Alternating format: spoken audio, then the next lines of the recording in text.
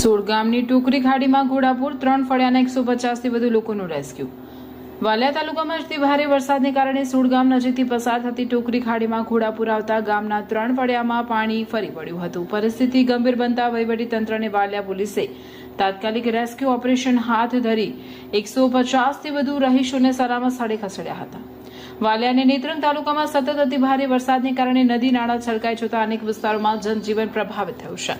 સોળ ગામના 3 ફળિયામાં લોકો પાણી વચ્ચે ફસાઈ જતા ઘટનાની જાણ થતા વાલિયા પોલીસ સ્ટેશનના પીઆઈ આરડી ચૌધરી સહિત પોલીસ કર્મીઓ અને વહીવટીતંત્રની ટીમ તાત્કાલિક સ્થળ પર પહોંચી હતી।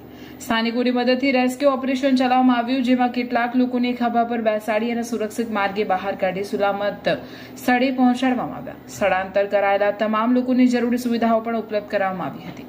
બીજી તરફ લુણા ગામ નજીક કીમ નદીનું પાણી ખેતરો તેમજ મુખ્ય માર્ગો પર ફરી વળતા વાહન વ્યવહાર અને સ્થાનિક જનજીવનને ભારે અસર પહોંચી હતી।